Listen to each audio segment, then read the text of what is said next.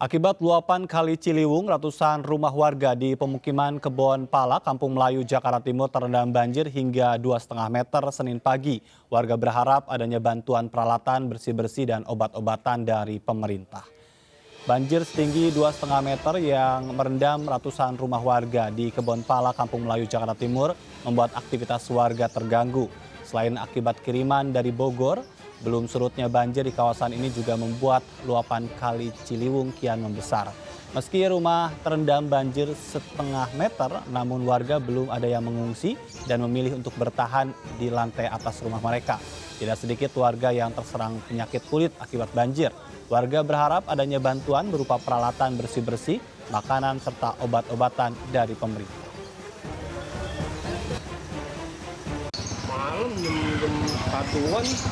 Jam satuan. Biasanya sih air kiriman dari Bogor. Sampai pagi ini udah setinggi berapa, Bang? Sekitar 2 meteran. 2 meteran. Hampir 2,5 meter. Padahal dibutuhin banyak. Harusnya berapa yang dibutuhkan? Ya sekitar 10 lah. 10. Lebih lah dari pokoknya 10. Pelampung. Oh, pelampung. Ya, berarti yang dikasih ada berapa pelampung? Banjir kembali merendam pemukiman warga di RW 4 dan RW 5 Kebon Pala, Jatinegara, Jakarta Timur. Dan sudah ada Mahathir Muhammad di lokasi. Mahathir, apakah banjir hingga sore hari ini masih menggenangi pemukiman warga di sana? Ya, Ajat, kondisi saat ini di Kebon Pala, Kampung Melayu, Jakarta Timur, tepatnya di RT 13 RW 4, ini memang masih tergenang oleh banjir. Yang ketinggiannya memang sudah mulai surut dari ketinggian 200 cm, saat ini sudah mencapai kurang lebih 20 cm saja. Memang air ini sempat tinggi pada Senin dini hari, sehingga memang warga sudah mulai mengungsi dan juga mengamankan barang-barangnya di lantai 1, mengamankan barang-barangnya di lantai 2. Dan sehingga memang sebelumnya ketika terjadi hujan intensitas yang cukup tinggi, masyarakat atau warga yang berada di tepat di RW 4 ini adalah mereka sudah mengamankan dan juga membawa kendaraan motornya ke daratan yang lebih tinggi yang berada di kelurahan atau juga berada di SDN atau SMPN yang berada di daratan lebih tinggi lagi. Dan juga untuk antisipasi banjir juga sebenarnya warga saat ini pun memang masih banyak yang berada di tempat pengungsian, tapi juga sebagiannya sudah karena tingginya air waktu menggenangi rumah mereka pada Senin dini hari kemarin. Dan juga Ajat, bahwa kalau mengenai bantuan apa sih sebenarnya yang dibutuhkan warga sejauh ini, sebenarnya mereka benar-benar membutuhkan bantuan adalah makanan siap saji yang mereka dapat langsung makan. Karena kenapa? Mereka saat ini tidak dapat memasak atau menyiapkan makanan di rumah karena mereka lebih fokus membersihkan rumahnya dulu agar bisa beristirahat, sehingga makanan siap saji yang sangat dibutuhkan. Selanjutnya mereka yang memang mengharapkan adanya pembangunan tanggul di aliran kali Ciliwung ini dapat segera diselesaikan oleh Pemprov DKI, sehingga ketika terjadi intensitas hujan tinggi kembali pada esok hari, mereka di kawasan ini banjirnya agak sedikit lebih menurun dan tidak separah saat ini. Mengenai juga dampak banjirnya, ini memang kalau dilihat dari saat ini pun lumpur-lumpur masih menggenangi dari sekitar jalan. Kalau saat ini pun ini adalah kondisi atau sisi yang paling dalam dari pemukiman warga. Jadi kalau posisinya dari atas itu adalah menurun, ini adalah sisi atau titik paling rendah dari di pemukiman warga di Kebon Pala, khususnya di RW 4 RW 13. Dan juga tadi kami sempat berbincang dengan beberapa warga, sebenarnya adalah mereka memang sudah mengantisipasi apabila terjadi intensitas hujan yang tinggi lagi. Karena memang ini adalah banjir pertama ketika memang BMKG memprediksi hujan tinggi terjadi dari bulan November, dari awal November. Dan ini adalah banjir pertama yang terjadi, sehingga mereka memang sudah mengantisipasi karena ini memang sudah langganan banjir ya. Jadi mereka sudah cukup mengantisipasi barang-barang di lantai 1 yang biasanya sudah ada sofa atau bangku-bangku, ini sudah dipindahkan semua ke lantai 2. Kalau berapa banyak dari warga terdampak banjir di kawasan RT 13 RW 14 ini, kurang lebih sebanyak 647 warga terdampak banjir. Namun memang sebagiannya sudah kembali ke rumah untuk membersihkan rumah mereka. Untuk sementara seperti itu, kembali ke studio aja. Baik, terima kasih Mahathir Muhammad melaporkan langsung dari kawasan Kebon Pala, Jakarta Timur. Mahathir, jaga kesehatan dan selamat bertugas kembali. Dan pemirsa, terkait dengan banjir yang terjadi di ibu kota dan sejumlah wilayah di Jabodetabek, kita masih berbincang dengan Yayat Supriyatna, pakar tata kota, Pak Yayat, ini kalau berbicara tentang Kebon Pala, salah satu yang menjadi langganan banjir ini karena luapan Kali Ciliwung. Ini bagaimana sih sebetulnya isu hulu dan hilir berkaitan dengan penataan banjir di ibu kota? Ya, pertama begini, kalau Kebun Pala memang ada aliran anak dari Ciliwung yang memang melintasi kawasan tersebut, dan Kebun Pala itu memang sudah lama sering kebanjiran. Saya pernah tinggal dekat Kebun Pala, jadi saya agak hafal daerah. Nah, yang kedua, isu hulu dan hilir ini salah satu upaya untuk mengurangi bebannya di bawah itu adalah kita berdoa mudah-mudahan cepat selesailah bendungan Ciawi dan Sukamahi yang ada di Ciawi, Kabupaten Bogor. Jadi kalau misalnya nanti bendungan itu selesai, minimal ya bisa mengurangi 30% potensi banjir yang akan ada di Jakarta. Jadi kalau dengan 30% itu bisa mampu mengurangi potensi genangan yang terjadi, mudah-mudahan Kebun Pala tidak kebanjiran lagi seperti yang terjadi sekarang. Artinya waduk itu menjadi salah satu jawaban ya? Iya, waduk itu salah satu jawaban karena dia seperti sekarang kan kalau misalnya dari hulu itu air tidak terkendali, misalnya puncak sekarang sedang hujan besar atau di Kota Bogor juga hujan besar, Depok hujan besar. Nah, kemungkinan kan volume air yang turun pun juga akan meningkat. Nah, salah satu jika selama ini di puncak itu tidak dikendalikan ya susah. Kita belajar dari Kota Batu di Malang. Ketika banjir bandang itu terjadi di Kota Batu, itu ternyata memang hulunya sudah rusak. Ketika hutan berganti menjadi tanaman kebun gitu ya untuk buah sayur-sayuran. Nah, otomatis kalau puncak pun tidak dikendalikan, itu kejadian di Kebun Pala akan terus-menerus terjadi di wilayah hilirnya. Dan kita berharap kalau misalnya nanti waduk itu bisa terbangun dan selesai, berapa besar ya volume air yang bisa ditahan.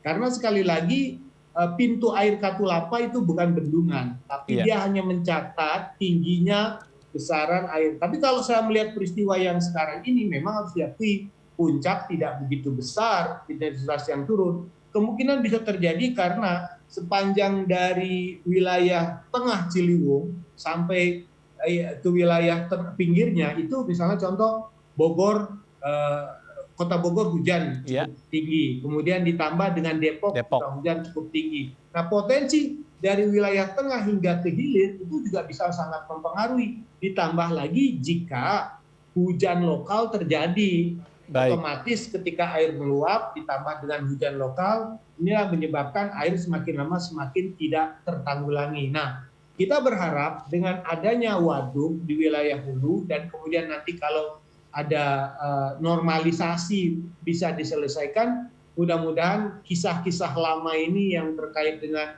persoalan banjir yang tidak terselesaikan minimal bisa dikurangi. Minimal kalau terjadi banjir pun mungkin tidak sampai 1 meter atau tidak lama begitu ya. Bisa lebih kecil lagi lah seperti genangan tapi tahu udah surut saja. Kami memperbaiki drainase yang ada. Baik, tapi terkait dengan kawasan langganan banjir, apakah kalau kita merunut ke persoalan yang pertama berkaitan dengan pembangunan saluran atau instalasi pembuangan air, apakah ini sebetulnya bisa juga dilakukan untuk kawasan-kawasan yang memang menjadi langganan di kawasan bantaran sungai? Ya, sebetulnya begini, kalau ada permukiman kita di bantaran sungai, memang kesulitannya begini. Kalau misalnya saat sungainya meluap, air itu tidak bisa masuk. Otomatis kalau dibuat tanggul, bisalah nanti dia dipompakan selama muka air itu tidak meluap lah, tidak melampaui batas tanggul tertingginya. Jadi otomatis dengan adanya normalisasi, ada semacam siring atau beton sepanjang koridor sungai itu, bangunan kiri kanan itu bisa terprotektif. Tapi kalau kasus yang terjadi di Kampung Pulo, ketika masih ada air yang menggenangi di bawah tanggul itu mungkin ada persoalan sistem air yang tidak terinterkoneksi dengan sistem pembuangannya. Maka di sana dibuat pompa. Jadi misalnya nanti ada daerah-daerah yang rendah, kemungkinan air itu tidak mengalir, maka pompa itu akan sangat membantu. Tapi menurut pertanyaannya berapa banyak pompa yang harus disediakan? Yang kedua, bagaimana pompa itu bisa efektif berjalan jika listriknya kalau misalnya musim hujan takut mati, ya Iya. kan? Maka harus ada pertimbangan saluran khusus untuk listrik Baik. yang masuk ke tempat pompa. Jadi pompanya harus siaga. Nah, yang menjadi tantangan kita, apakah selama musim penghujan ini pompanya berjalan atau tidak? Nah, Jadi itu yang saya harus saran dipantau di ada lapangan ya. bagian, Kampung Kebon Pala itu kalau ada pompa, oke lah. Baik. Kemudian salurannya juga bisa dilimpahkan ke saluran lain yang kemungkinan bisa lebih lancar. Kemudian Baik. itu bisa dilakukan. Menurut Anda, apakah pemerintah provinsi dan juga sinergi dengan pemerintah daerah sudah maksimal untuk membuat genangan ini benar-benar bisa menjadi kenangan, Pak Yayat? Bisa, tapi dengan target pada prioritas program terlebih dahulu. Sebetulnya persoalannya di mana? Kalau dilihat dari kapasitas, harus diakui hasil kajian dari Kementerian PUPR, kapasitas yang ada sudah tidak memadai. Harus dilakukan pengurukan, ada pelebaran sungainya, kemudian mengkoneksikan dengan saluran penghubungnya. Saluran penghubungnya bagus atau tidak? Iya. Kemudian sungai-sungai yang lainnya dikeruk atau tidak. Jadi kalau sungai utama tanggung jawab pemerintah pusat, sungai-sungai yang menjadi tanggung jawab Pemprov DKI juga sama-sama dibenahi. Iya. Kemudian yang ketiga adalah pada kawasan yang dianggap paling rentan atau paling sering, mari kita perbaiki sistem drainasenya. Kalau tidak bisa maksimal, minimal ada pompa lah. Kalau Iya. pompa juga tidak membantu, minimal ya masyarakat membuat rumah yang ditinggikan atau membuat sistem kesuadayaan. Iya. Karena sekali lagi, memang kalau dalam kondisi banjir seperti ini, penanganannya tidak bisa setengah-setengah. Misalnya contoh dengan drainase vertikal, lubang biopori, sumur resapan itu nggak efektif karena potensi air itu begitu besar. Dan yang kedua, kalau hujannya memang tidak tinggi, air masih mampu lah disimpan dalam sumur-sumur resapannya. Tapi kalau sudah cukup ekstrim dengan durasi yang tinggi, dengan intensitas yang tinggi dan durasi yang cukup padat. Iya. Sekarang kan rata-rata antara 1 Betul. sampai 3 jam. Kalau misalnya lebih dari 4-5 jam, udah nyerah kita. Baik. Jadi otomatis saran saya adalah mari kita mulai pemetaannya pada kawasan ini. Karena Baik. begini, kalau ada satu kawasan yang bisa ditangani secara teknis, itu bisa selesai lah. Iya. Kemudian dites, apakah musim penghujan nanti masih banjir nggak? Betul. Kalau misalnya sudah diperbaiki, sudah dibangun, masih banjir, berarti ada masalah. Baik, ini banyak masukan ya di sore hari ini, mudah-mudahan bisa menjadi catatan tersendiri bagi pemerintah Provinsi Baik. DKI Jakarta untuk bisa mengurangi banjir. Dan tadi kalau Pak Yayat mengatakan harusnya banjir atau genangan itu bisa menjadi kenangan. Terima kasih Yayat Supriyatna, pakar tata kota sudah bersama kami. Baik, sampai. Pemirsa, BPBD Provinsi DKI Jakarta mencatat terdapat 21 RT di berbagai wilayah DKI Jakarta yang tergenang usai hujan deras yang mengguyur ibu kota pada hari Minggu kemarin. Dan tercatat sebanyak 21 dari total 30.470 rukun tetangga di DKI Jakarta mengalami genangan. Jumlah itu sekitar 0,069% dari total RT di wilayah DKI Jakarta. Di Jakarta Selatan, banjir paling tinggi terjadi di Kelurahan Bintaro dengan 150 cm yang berimbas genangan di 1 RT. Genangan itu terjadi akibat luapan Kali Pesanggerahan. Luapan Kali Pesanggerahan juga menjadi penyebab genangan di Kelurahan Pondok Pinang yang berimbas pada 4 RT, lalu berimbas pula di Kelurahan Petukangan Utara dengan 1 RT dan Kelurahan Cipete Selatan dengan 1 RT. Banjir juga mempengaruhi transportasi KRL komuter lain jurusan Pondok Ranji Kebayoran. KRL jurusan ini sempat tidak beroperasi lantaran rel kebanjiran.